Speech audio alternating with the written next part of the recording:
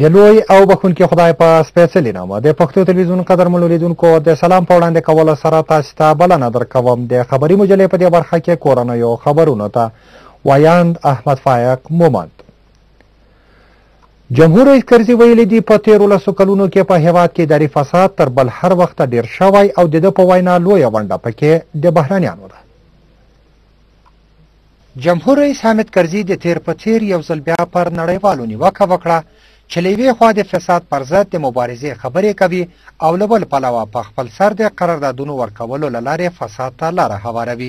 کرزي چې په کابل کې د اداري فساد پر ضد د نړیوالې ورځې په ویاړ جوړې شوې غونډې ته خبرې کولې وویل چې په هیواد کې اداري فساد دوه مهم اړخونه لري. نوموړي زیاته کړه یو د افغانستان د حکومت کمزوري ده او دویم اړخ بهرنیان دي چې له افغان حکومت سره تر سلا مشورو پرته په خپل سر لوی قراردادونه افغانانو ته ورکوي. جمهور رئیس کرزي په خپلو خبرو کې ویل له 2014 میلادي کال وروسته چې کله نړیوال ځواکونه له افغانستانه وځي د اداري فساد لویه سرچینه به وچه شي. کرزي په دغه غونډه کې چې د افغان چارواکو ترڅنګ بهرني ډیپلوماتان هم پکې حاضر وویل د شفافیت د نړیوالې ادارې هغه رپورټ ردوي چې ګڼي افغانستان د نړۍ په هغو هیوادونو کې د سرځای لري چې په اداري فساد کې ښکیل دی. په همدې حال کې د اداري فساد پر ضد د مبارزې ادارې مشر عزیز الله لودین غونډې ته په خپلو څرګندونو کې وویل چې د فساد پر ضد مبارزه کې له ننګونو او ناکامیو سره سره ځینې لاسته راوړنې هم لري. لودین وایي په افغانستان کې د فساد پر ضد د مبارزې سیستم اغیزمن نه دی او دا رنګه ټینګار کوي چې قانون باید پر ټولو یو ډول پلی شي او دا هغه څه دي چې کرزی هم مني.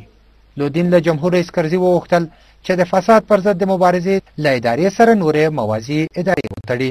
لودین وویل د مکافاتو او مجازاتو د سیستم نشتوالی، محکمې ته د تورنو کسانو د وړاندې کولو لپاره د سیاسي ارادې نشتون او د دولتي مامورینو لپاره د کافي امتیازاتو نشتوالی د فساد پر ضد مبارزه کې مهم خنډونه دي. د لودین په وینا تر هغه چې دغه ستونزې او ننګونې لرې شوي نه وي په هیواد کې به د فساد پر ضد مبارزه بریالی نه شي. لودین وویل چې د نږدې 160 داسې کسانو دوسیې څارنوالۍ او نورو اړوندو ادارو ته سپارلي چې په اداري فساد کې ښکیل وو، خو وایي تر اوسه د دغو دوسیو په اړه هیڅ ادارې خپل مسؤلیت نه دی ترسره کړی.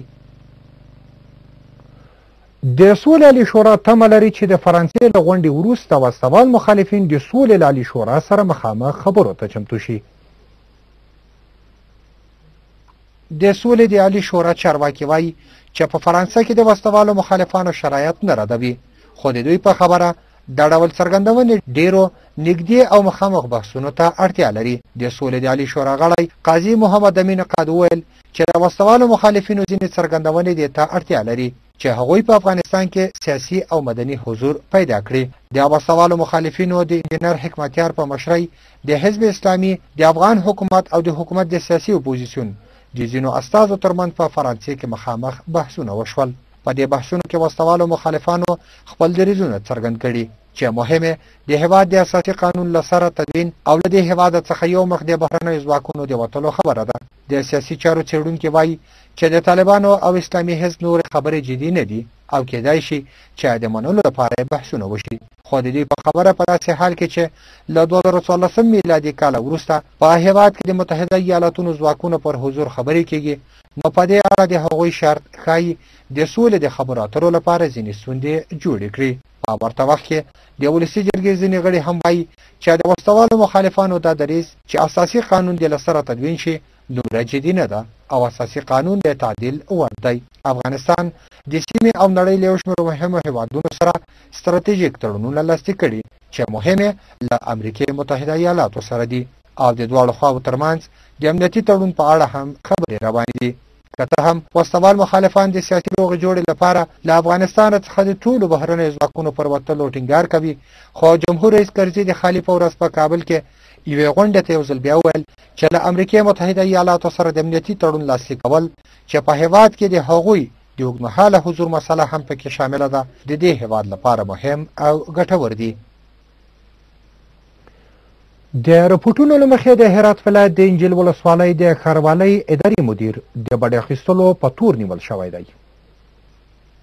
په هرات ولایت کې له اداري فساد سره د مبارزې رئیس وحید آزادانی دغه خبر د پخلی ترڅنګ ویل چې د هرات ولایت انجیل ولسوالۍ د ښاروالۍ اداري مدیر محمد یاسر په خپل کاري دفتر کې د 15,000 افغانیو په ډو اخیستلو پر مهال نیول شوی دی. آزادانی ویل چې تر دې وړاندې هم د انجیل ولسوالۍ د ښاروالۍ د اداري مدیر لخوا د بډو اخیستلو په اړه شکایتونه شوي وو، خو اوس له اداري فساد سره د مبارزې د ریاست څارنوالۍ او امنیتي ځواکونو لخوا لاس په لاس ونیول شو. د یادولو وړ ده چې له اداري فساد سره د مبارزې د ریاست لخوا د انجیل ولسوالۍ د ښاروالۍ د دغه چارواکي د نیول کېدلو خبر داسې مهال ورکول کېږي چې څه موده وړاندې هم د دغه ادارې چارواکو په هرات ښاروالۍ کې د اداري فساد پر څو قضیو د غور کولو او څېړنو خبر ورکړی و.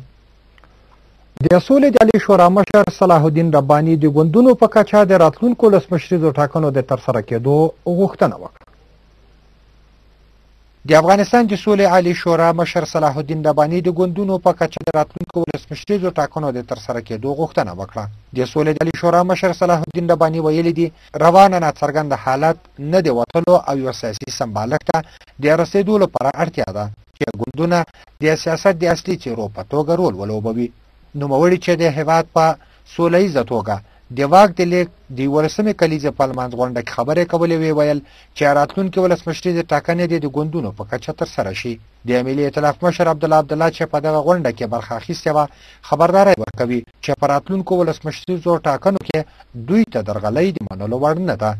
شاوخوا 11 کاله وړاندې د طالبانو د رژیم له ړنګېدو وروسته د سولې د عالي شورا پخوانی مشر برهان الدین رباني د واک د موقتي ادارې مشر کرزي ته وسپارله، خو له یوې لسیزې وروسته په لومړي ځل دغه ورځ د جمعیت ګوند لخوا ولمانځل شوه چې یو شمېر نورو ګوندونو استازو هم پکې برخه اخیستې وه. د هلمند ولایت یو شمېر کروندګر وایي دوی د کوکنارو نه کرلو ته چمتو دي، خو هغه وخت دغه کار ته چمتو دي چې له دوی سره په دې برخه کې اړینې مرستې وشي. د هلمند ولایت یو شمېر کروندګر وایي دوی د کوکنارو نه کرلو ته چمتو دي، خو حاله چې له دوی سره په دې برخه کې اړینې مرستې وشي. د هلمند ولایت د کرنې چارواکي وایي چې د دغه ولایت کرنیزو او حیواني محصولاتو ته بازار موندنې بهیر پیل کړ. اړوند چارواکي وایي پخوا مرستندویانو په دې برخه کې مرسته نه کوله، خو وایي اوس یې دې چارې ته ټټر وهلی دی، ځکه چې په وینا یې اوس نړیوال پوهېدلي چې پرته له دغه راز بازار موندنې په یاد شوي ولایت کې د کوکنارو مخنیوی ګران کار دی. د هلمند ولایت د کرنې ریاست مشر عبدالله احمدزي ویلي دي که له یوه پلوه نړیوالو مرستندویانو دې لوري ته پام وکړ، په وینا یې بل پلو کروندګرو او څاروي ساتونکو هم خپلو محصولاتو ته په کور دننه او بهر کې د خرڅلاو د بازار غوښتنه کوله. د هلمند ولایت یو شمېر کروندګر وایي دوی د کوکنارو نه کرلو ته چمتو دي، خو حاله چې له دوی سره په دې برخه کې اړینې مرستې وشي. کروندګر بڼوال او شپانه وایي پرته له اپینو د دوی نو محصولات نه پلورل کېږي او تاوان کوي. خو د هلمند ولایت د کرنې مشر عبدالله احمدزی وایي اوس مهال د هلمند کرنیزو حیواني او نورو محصولاتو ته د بازار موندلې لړۍ د یو شمېر مرستندویانو په مرسته پیل کړې او په دې ترڅ کې د یو شمېر بازار موندونکو روزنه هم پیل شوې ده. احمدزي وویل ښایي مرستندویان اوس په دې رښتینولي پوهېدلي وي که د هلمند نورو محصولاتو ته بازار ونه موندل شي ګرانه به وي چې د کوکنارو د کار بشپړ مخنیوی وشي یا لږ تر لږه د کار کچه یې کته شي. د هلمند ولایت د کرنې ریاست وایي په پام کې لري چې په نږدې راتلونکي کې په پلازمینه کابل کې پر دې تړاو یوه درنه غونډه جوړه کړي. اړوند چارواکي وایي په دې غونډه کې به هغه بېلابېلې لارې ولټول شي چې پر مټ د هلمند ولایت محصولاتو ته په کور دننه او بهر کې بازار وموندل شي. د هلمند ولایت سیمه ییزو چارواکو مخکې دا هم ویلي وو که د هلمند له کروندګرو سره سمې مرستې وشي او محصولاتو ته بازار وموندل شي نو له یوه پلوه به د کروندګرو پام له کوکنارو نورو فصلونو ته واوړي او بل پلو به څوک د بېوزلۍ له کبله د حکومت د وسلو مخالفانو له لیکو سره نه یوځای کېږي. په ننګرهار ولایت کې د 12مو ټولګیو له فارغانو نه په 3 پړاوونو کې ازموینه اخیستل کېږي. د ننګرهار په ولایت کې د 12مو ټولګیو له 9 فارغانو متفرقه او خارجي مرز کې د کانکور ازموینې دویم ورځ هم ترسره شوه چې 3815 تنه فارغانو پکې برخه لرله. د ننګرهار ولایت مرستیال محمد انیب ګردیوال چې د کانکور په دویم ورځ هم د ازموینې بهیر کتو د ازموینې په ګډونوالو غږ وکړ چې په پوره دقت سره دې سوالونه حل کړي او د خپلې سویې له مخې پوهنتون انتخاب کړي. د پر مسؤلینو غږ وکړ چې په ازموینه کې له پوره شفافیت څخه کار واخلي. د ننګرهار پوهنتون رئیس ډاکټر محمد صابر مومند وویل سږ کال په ننګرهار کې 11600 تنه د کانکور د ازموینې لپاره نوملیکنه کړې چې پکې شاوخوا 800 ښځینه دي چې اوس ترې د لوړو زده کړو وزارت د لوري د کانکور ازموینه اخیستل کیږي. نوموړي وویل دغه ازموینه په 3 ورځو ویشل شوې چې لومړۍ ورځ د پنځنۍ او دویمه ورځ د جمعې ورځ وه. په دواړو ورځو کې څه باندې 7000 تنو خپل ازموینه ورکړه او پاتې به د یوه اونۍ په ورځ ازموینه ورکړي. د لوړو زده کړو وزارت څخه راغلي پلاوي مشر پوهان شاه محمد بسمي وویل په دغه ازموینه کې هغه برخوال ډیر د بریالیتوب چانس لري چې د پوره استعداد ترڅنګ د پوهنځیو په انتخاب کې ډیر پام وکړي او خپل سوي مطابق پوهنځی انتخاب کړي. نوموړي د دغې ازموینې د ښه شفافیت ډاډ ورکړ. قدرمنو لیدونکو دا و کورني خبرونه. خبري مجله به وغځوو له بهرنیو خبرونو سره.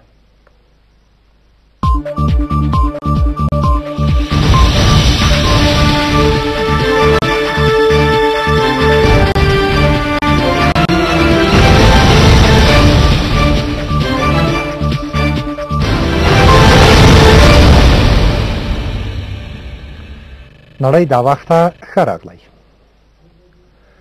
متحده ایالاتونو په 4 ایرانی کمپنیو او یو ایرانی تن مالی بندیزونه ولګول. واشنگټن ګمان کوي دغه شرکتونه او سړي د ایران له تسلیحاتي پروګرام سره اړیکې لري.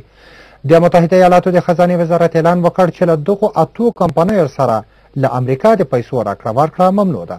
په متحده ایالاتو کې د دې کمپنیو شتمنۍ کنګل کیږي. د متحده ایالاتو د خزانې وزارت اعلان زیاتوي د سات په نامه صادراتي او وارداتي شرکت سوریې ته وسلې انتقال کړي دي. پرون اروپایي ټولنې هم یو تن او 18 کمپنۍ د خپلو بندیزونو په نوملړ کې شامل کړي. د مصر د اساسي قانون د لانجمنې مسودې ملاتړو او مخالفانو په اسکندریه ښار کې شخړې کړي دي. د لانجه پر دې مسودې د ټولپوښتنې د وروستي پړاو په دورشل کې پورته شوې ده. پولیسو په داسې حال کې اوښکې بهونکي غاز وکارول چې د اخوان المسلمین په زرګونو پلویانو او په سلګونو بېلابېلو اعتراض کوونکو یو پر بل د ډبرو ګزارونه وکړل. د مصر د کورنۍ چارو وزارت وایي په دغو شخړو کې د 12 پولیسو افسرانو په ګډون 2 تنه ټپیان شوي دي. پولیسو په دې بهیر کې په لسګونو لاریون کوونکو نیولي هم دي. د اساسي قانون د مسودې ملاتړ کوونکي او مخالفان په هغو لاریونونو کې برخه اخلي چې کله ناکله په شخړو بدلیږي. د دې مسودې مخالفان وایي دغه طرحه به مصر په اسلام پالي هیواد بدل کړي. او پتلو کې هم د امریکا متحده ایالاتو ولسمشر باراک اوباما ډیموکرات سناتور جان کیری د بهرنیو چارو د نوي وزیر په توګه نومولی دی. که چیرې امریکایي سناتور دا وړاندیز ومني کیری به د میرمن هیلري کلینټن پر ځای چې له اوباما څخه یې غوښتي دا له واکه لرې کړي د بهرنیو چارو وزیر شي. جان کیری دا مهال